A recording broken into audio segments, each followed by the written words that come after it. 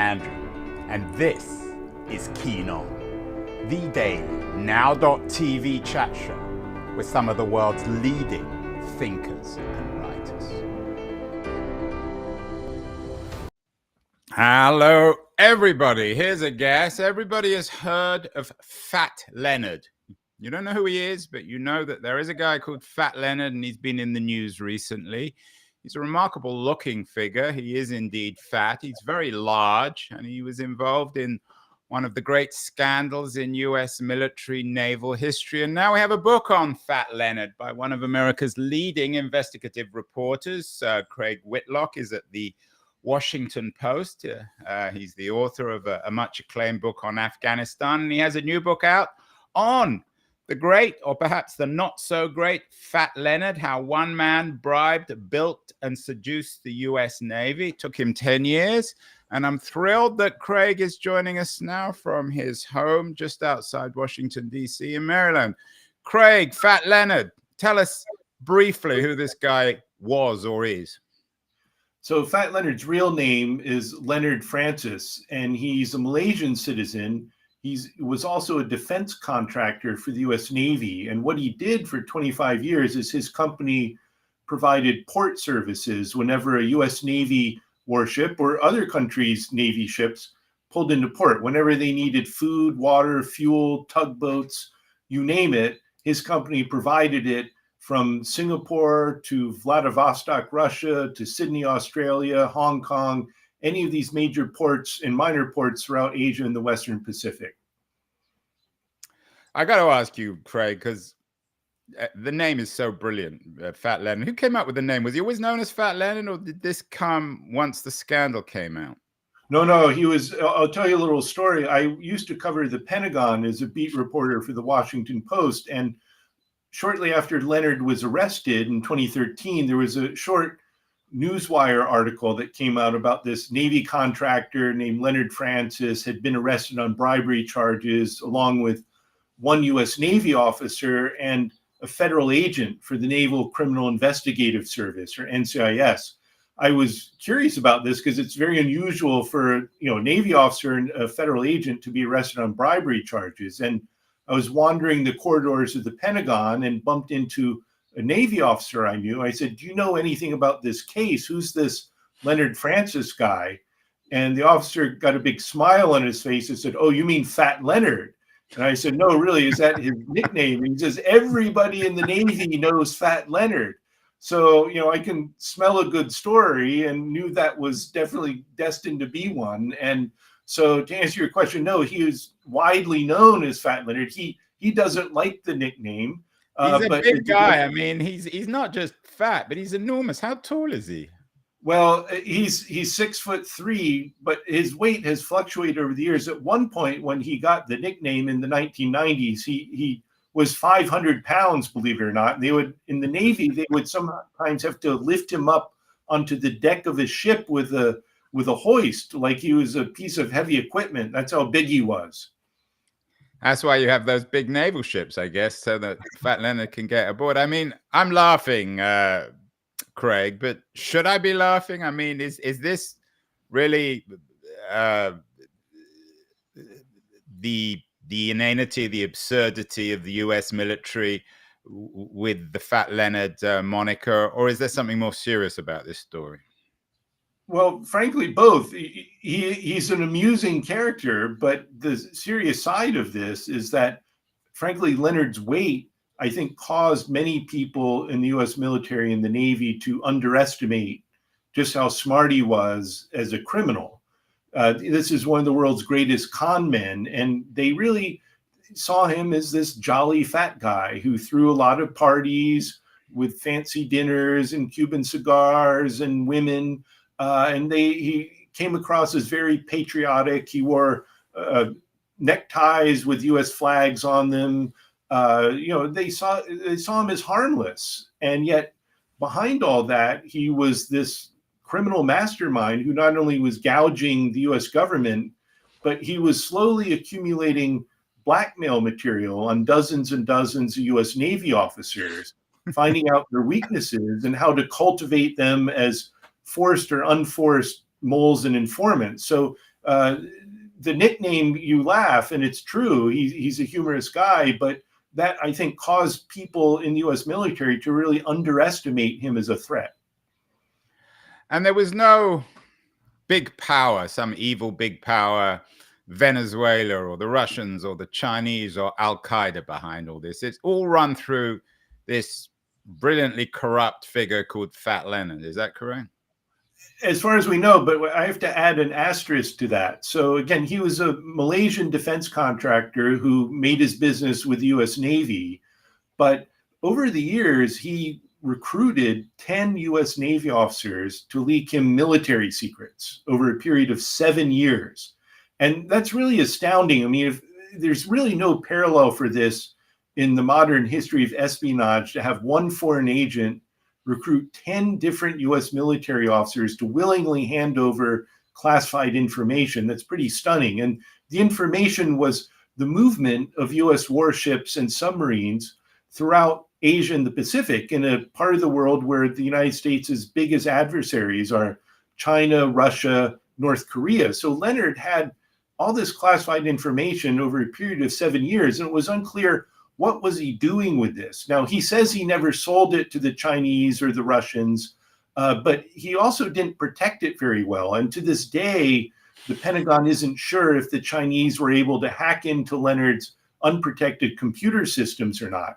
And just to give you an example, Leonard's IT manager, and this is going to sound like a joke, but his IT manager in Singapore was a man of Chinese descent who played golf with Chinese military officers, right? So the Chinese were clearly interested in Leonard Francis's connections with the US Navy. They had him on their radar. It would have been fairly easy for them to either hack into his systems and obtain this classified information, or just as worryingly, they could have obtained a lot of the blackmail material he kept on US Navy officers, whether compromising photographs of them with prostitutes or of them accepting bribes and gifts. So to this day, we don't know who else might have it, but Leonard says he never sold it willingly or intentionally. Well, I'm not sure if we should ever believe anything that Fat Leonard says. It sounds like a fictional character created a combination of early Graham Greene and late John le Carré. You know, Philby and Burgess and McLean rolled into one fat fellow, one fat, brilliantly happy fellow who managed to corrupt the entire US Navy.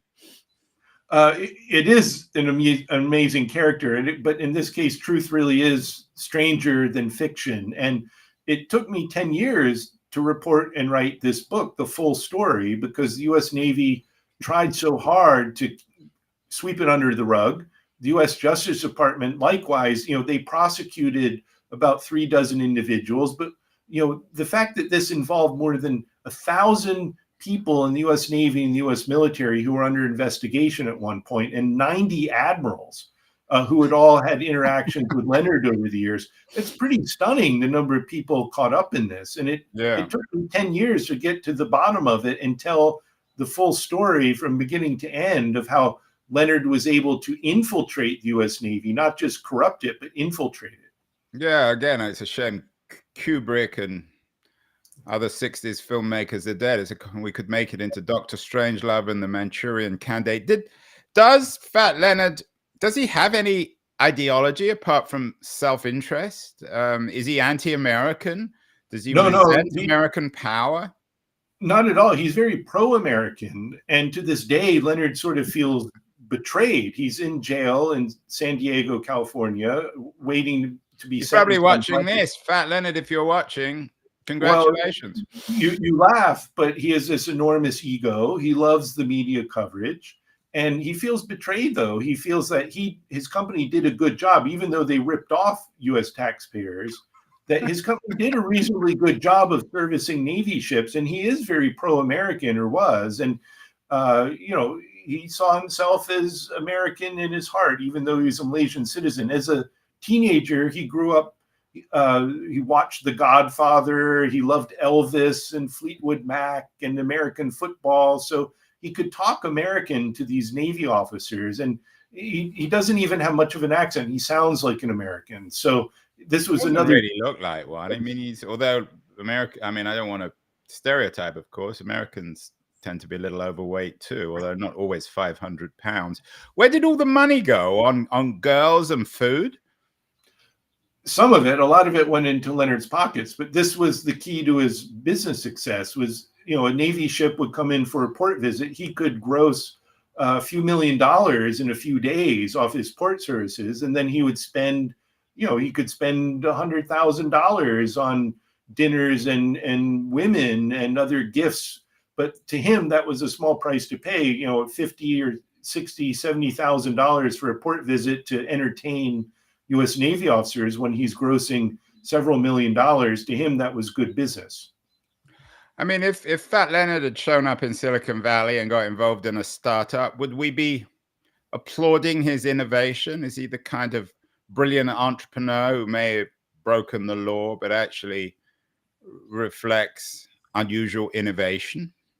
I think he was a brilliant criminal entrepreneur. The way he infiltrated the Navy and got people to look the other way, he was really smart in figuring out the Byzantine federal contracting process and the U.S. Navy military bureaucracy. He hired people to teach him how contracting worked. He hired a public affairs officer at the U.S. Pacific Fleet to be his own public affairs officer, right? He did this on the sly. He hired people to teach him how to write emails in a fashion that U.S. Navy admirals would understand the lingo. So he was very smart about this. And you mentioned Silicon Valley. Leonard actually did take a trip to Silicon Valley, to Palo Alto, to try and hire a retired 4-star Navy admiral working at the Hoover Institution at Stanford University. He wanted to hire him to be his chief lobbyist in the United States. It didn't work out, but you laugh, but Leonard was comfortable in those kind of atmospheres. Yeah, I think fat people at Stanford have frowned on. Maybe that's where he wasn't successful, though. And again, I don't mean to turn this into a joke, because obviously it isn't. But in today's Silicon Valley world, where military contracts and the militarization of technology and AI become more and more central in digital innovation, this is an important story and a warning as well, isn't it, Craig? Well, it is. And again, Leonard Francis, over all these years, he was able to get 10 U.S. military officers to leak him classified information. There's nothing like that. There's no modern foreign power that's been able to accomplish something like that. Yeah, I mean, we did. We've done shows on, what was his name, the CIA informer, Olds. What's his name? Old. Who was the Aldrich Ames, maybe. Yeah. So and he outdoes him. Well, he does, in the sense that to be able to recruit, it'd be one thing to get one military officer to leak you classified information, but over 7 years, he got 10 to do it. And, that's in the military. You have to understand the whole culture is you protect classified information. You don't leak it to anyone outside the government, anyone with outside of clearance. They have this enormous multi-billion-dollar counterintelligence architecture set up. And yet Leonard Francis was literally able on some occasions to stroll onto a U.S. naval base in Japan and get Navy officers to hand him over discs with classified information on it. And he'd stroll back out. It was so easy for him to crack the system and get this classified information. It's kind of mind-blowing. To this day, it gets to his charm, that he was this rogue villain, but he could play hardball when he needed to.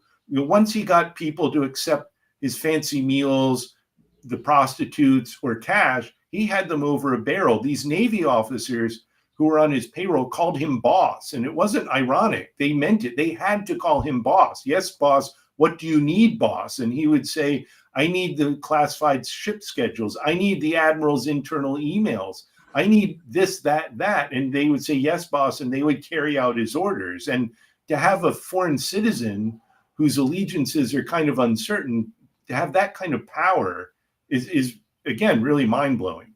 Have you sold the movie rights on this, Craig? Because this has to be made into a major Hollywood movie. Has to be.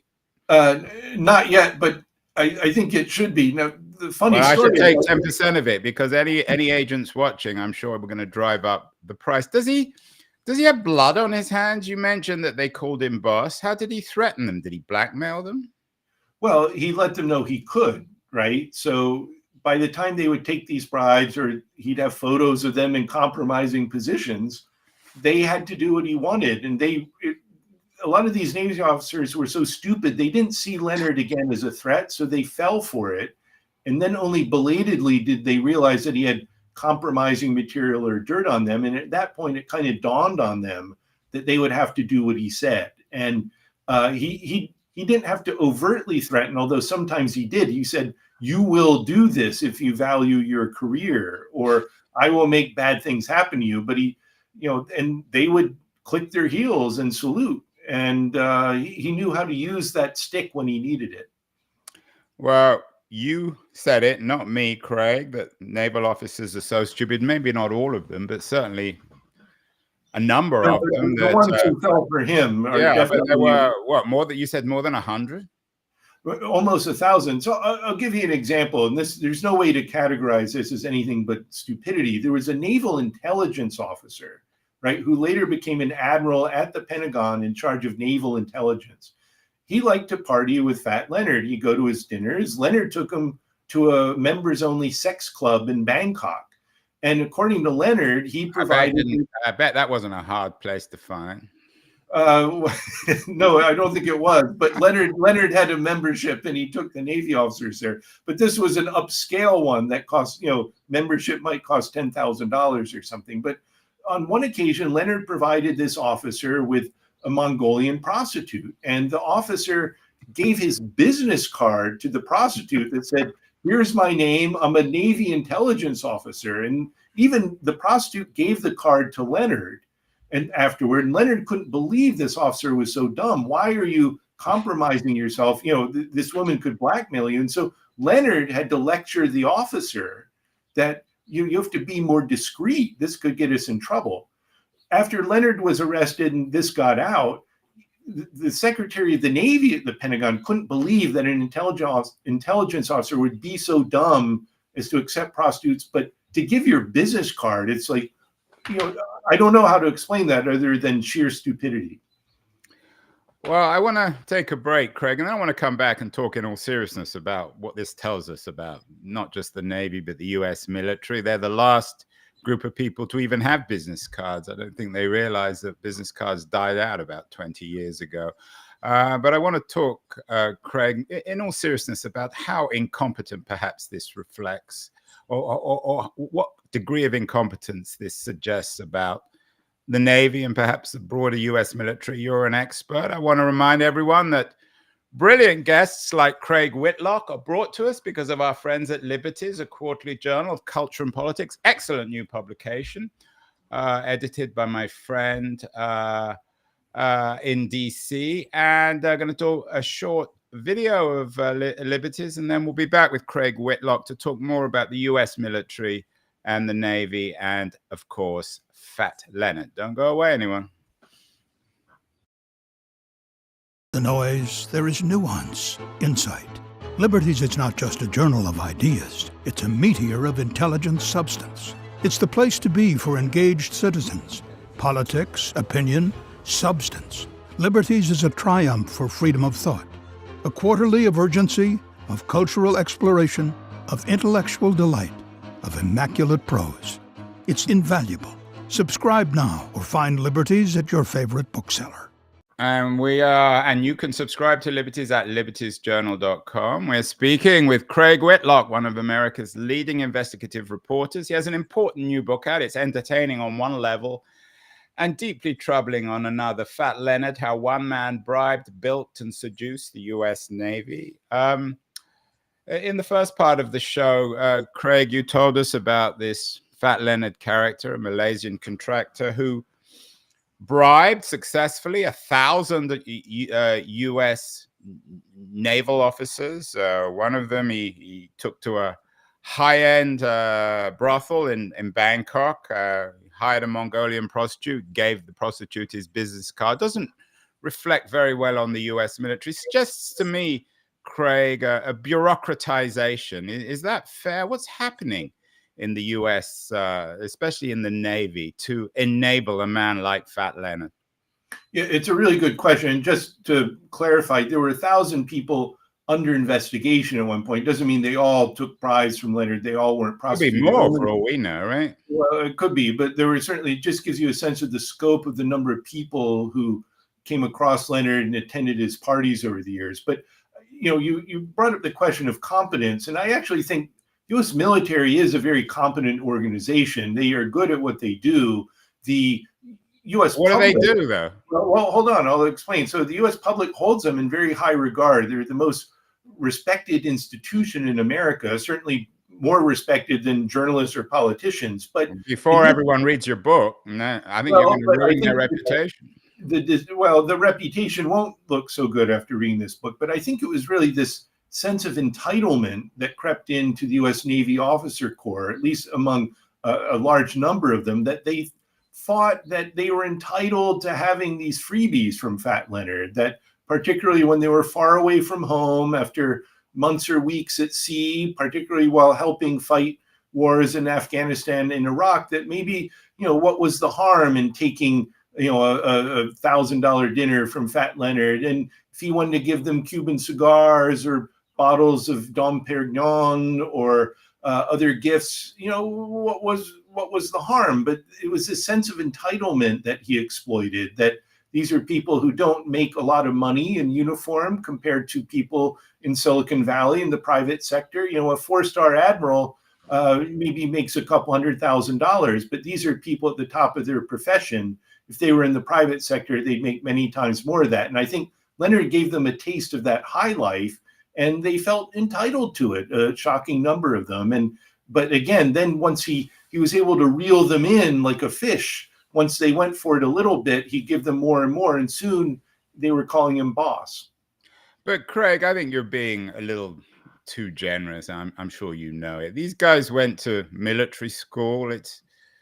It's ethics 101, which I assume they take in military school, that you don't take money or girls or gifts from dodgy characters like Fat Leonard. It's not convincing to say, well, they could have made millions in Silicon Valley. So I know you're not really saying this, but even in their minds, they knew they were breaking the law, didn't they? No question. And you don't need an ethics course to know that it's wrong to take cash bribes from a contractor, right? You don't need an ethics course to know you shouldn't be sleeping with prostitutes provided by a dodgy character like Fat Especially Leonard. Mongolian ones. Well, any of them. And give your business card.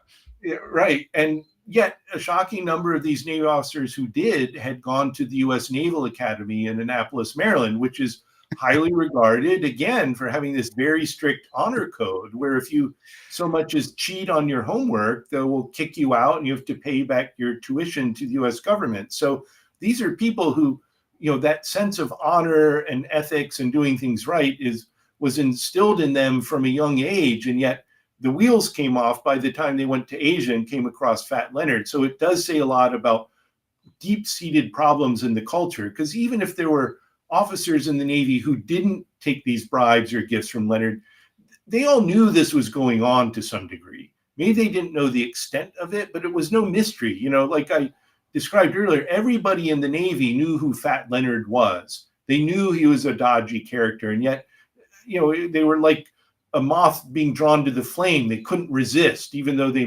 knew they might get burned.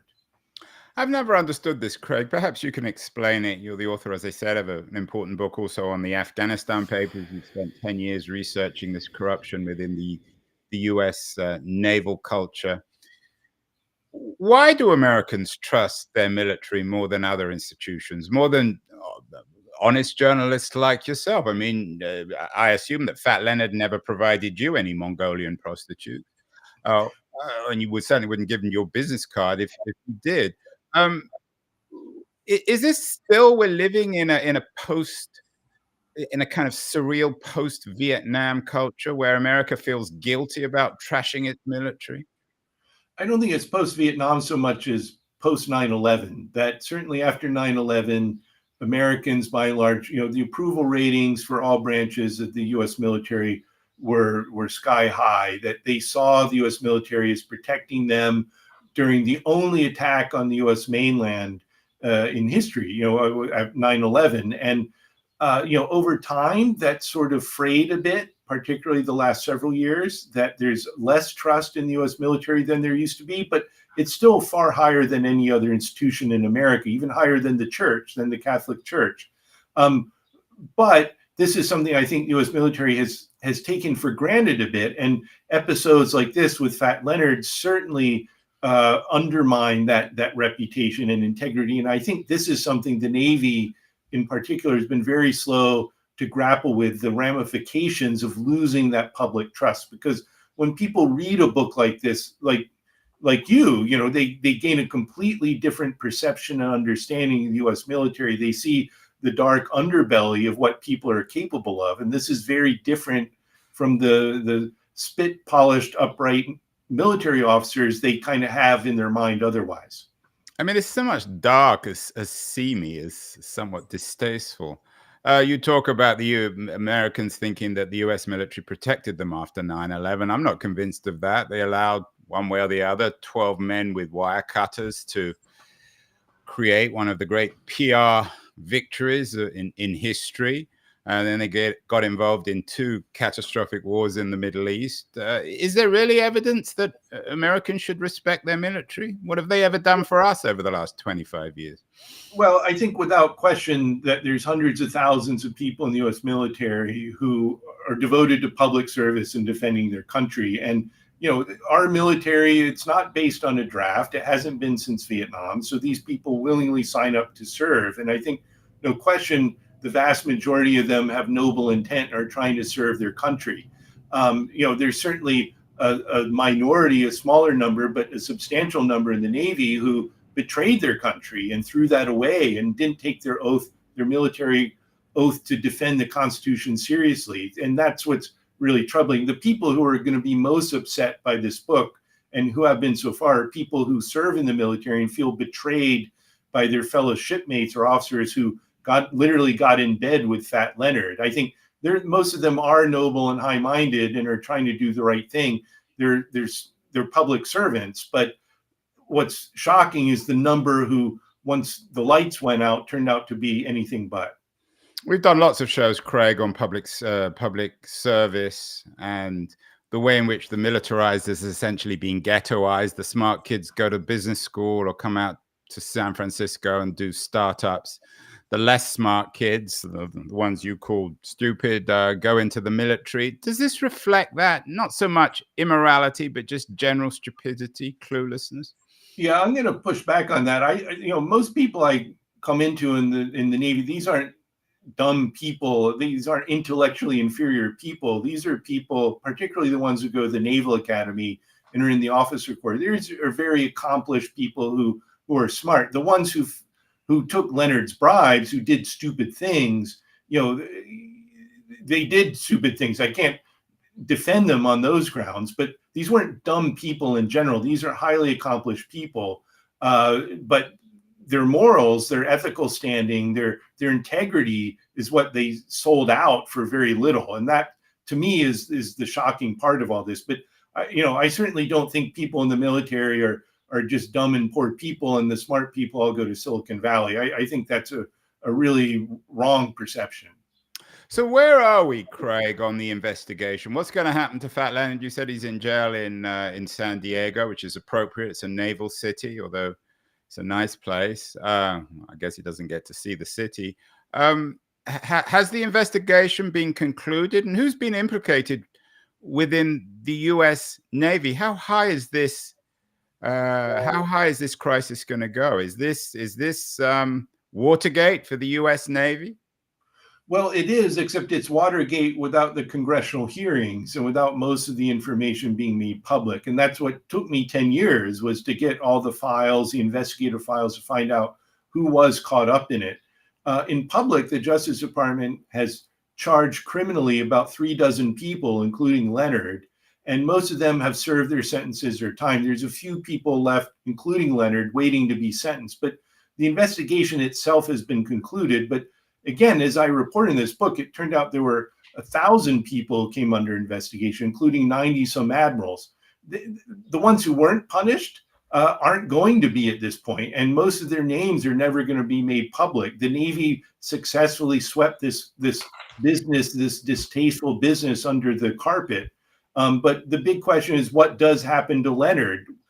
He did cooperate with the Justice Department for a number of years. He shared all his blackmail files, his compromising material that he had kept, with prosecutors, so they knew who to investigate.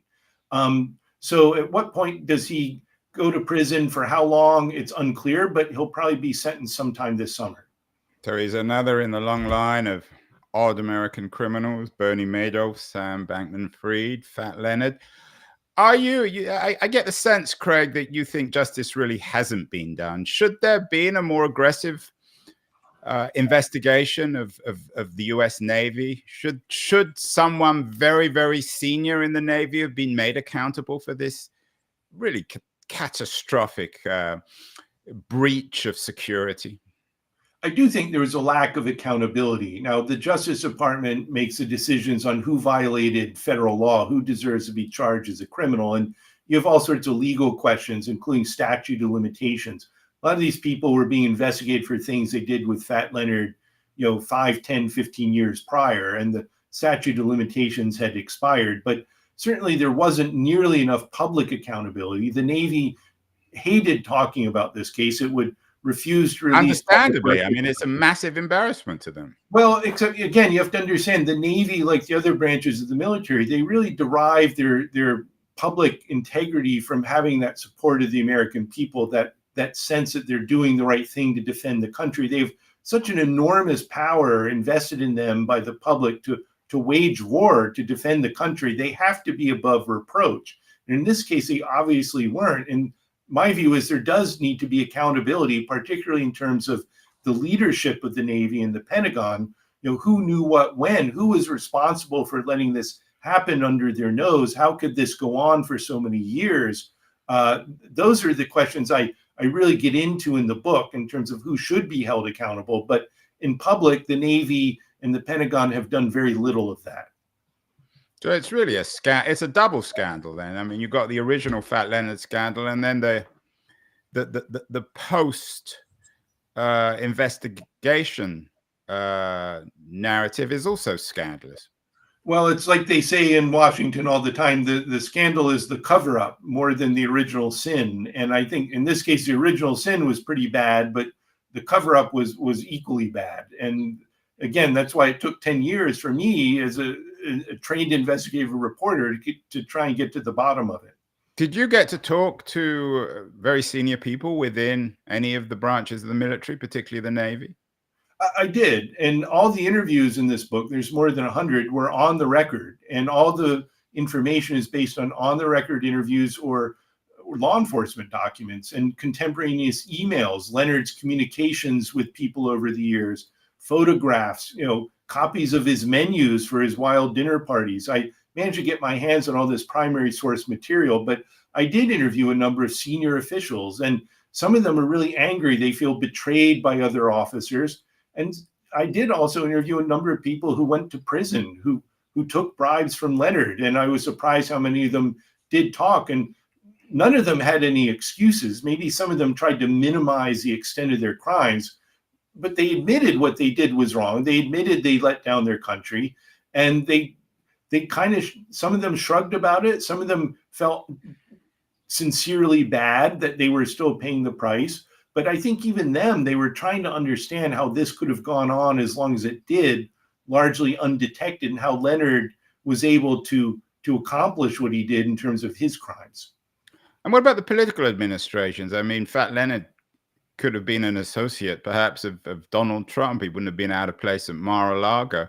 But what about the Biden administration? Can they do anything, the secretaries of the Navy, to address this breach of security, this absurd corruption of the U.S. Navy? Yeah, so it's important to note that this unfolded under multiple presidential administrations. Most of Leonard's bribery occurred during the Bush administration. His arrest took place when Obama was in the White House.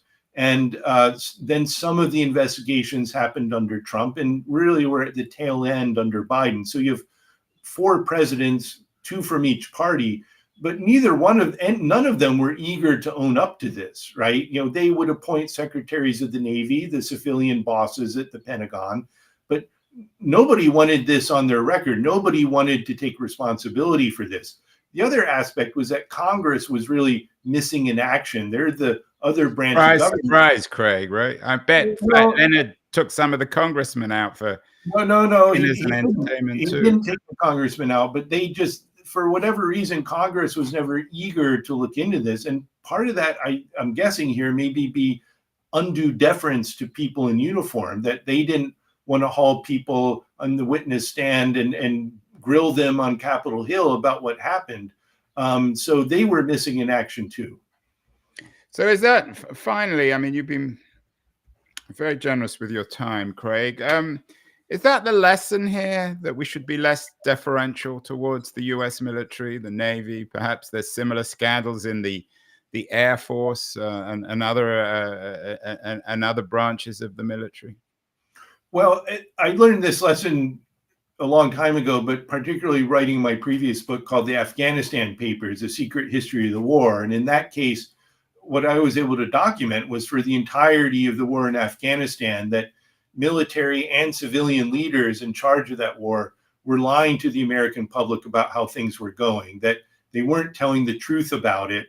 They told people that the war was going well, that they were making progress, that we were winning, when in fact, in private, they would say, this was not true. They knew the strategy didn't make any sense, that this was an unwinnable war. So certainly the deference, we shouldn't take anything the commanders of the US military, they say, we shouldn't automatically assume they're telling us the truth. We, like in anything with journalism, you check it out. You try and verify if what they're telling you is true or not. And we shouldn't assume that people in the military are leveling with the American people. And that's certainly true in the Fat Leonard case as well. You talk about truth serum. Did you ever get to talk to Fat Leonard? Not directly, because he had been arrested by the time I started writing on this book, and he was in custody, and he had to be careful because he was under surveillance. But we did sort of have some interesting back channel communications going on through third parties. And like I said, he's a guy with a big ego, and he liked a lot of this coverage. And in a way, he wants the story to be told about how he hoodwinked. Do you think he's going to be happy with the book? Is he going to complain? Is he going to sue you? I don't think he's going to sue me, because it's all true. Now, I'm sure there are things he may not like in there, but in general, I think he wants the story to be told about how he pulled one over, how he conned the US Navy. But he also feels that he's had to pay for his crimes. He's going to be sentenced, and he feels that a lot of the people who took his bribes got away with it, and that's not fair. And, you can't argue with him on that count. Is he considered a hero in Malaysia, or at least among some people? No, I don't think a hero. I don't think anybody holds up Leonard Francis as a hero. I think, certainly as a criminal mastermind, as a criminal genius, you can't help but admire his intelligence to some degree. But I don't think anybody's ever going to hold up Leonard Francis as a hero. Well, finally, it's a remarkable story of Leonard Francis, otherwise known as Fat Leonard. Craig, you talked about a truth serum. You never actually spoke to the guy. If you did, and you could give him this truth serum to ask him one question that he would have to answer honestly, doesn't sound like the most honest of men, what would it be? Well, I did get to talk to, I heard what he said. I obtained hundreds of interviews he gave with federal agents who are investigating this case. He cooperated with the Justice Department. He met with them for hours and hours on end, and they took notes or recorded the interviews with him. So I got to hear firsthand and read firsthand the stories he was telling. And I was very careful in this book, because he is a dodgy character. I had to back up. I had to have other evidence to verify his claims or his allegations. I didn't print anything just based on Leonard's say-so. There had to be something to corroborate it. So I was very careful about that. I think that's very important with somebody like him. But, the question I would ask is, why didn't he just quit while he was ahead? He had a really good business going with the US Navy. His services were generally pretty reliable. It's just he couldn't resist overcharging so much. And if he had just scaled it back a little bit, he probably would have been able to make a fortune indefinitely through his work with the Navy. But it was like, he couldn't quite help himself. He had to reach higher and higher and further and further. And I just, that is something I'd want to ask him is, you could have made a ton of money, but you were just excessive about it. Why? It was almost like he was self-destructive in the end. And that's the kind of thing I'd like to ask him about. Yeah, it's the old question. It's the same of Madoff and probably Sam Bankman-Fried and so many other criminals. They just didn't know when to stop. Perhaps there was an addictive quality to Fat Leonard's criminality, Craig. I think that's right. And some people have described that. They said, you know, he was this flashy guy. He loved having Lamborghinis and Rolls Royces and women on his arms. And, you know, he was very flashy. He liked the attention. As one person said, you know, you're not that big, a man that size without some issues, some insecurities. And I don't know if this was what he was addicted to, the wealth and the show and the attention, but certainly that's what did him in the end. Yeah, I don't know, a man of his size and weight, how would he fit into a Lamborghini? That's a good question, but he owned some. But he had, for instance, he would get these Land Rovers or Hummers, and he would have them customized so he could have extra space for himself in there. And he had drivers to take him places. But he was a big guy. But I always sort of amazed how much he was flying around Asia. He was constantly on the move in business class or first class, but he would go from Hong Kong to Singapore to Tokyo so he would be the concierge to these Navy officers whenever they're in port to take them out for a good time. And for a man that big, he had a lot of physical stamina. He was up all night for months on end. And I'm amazed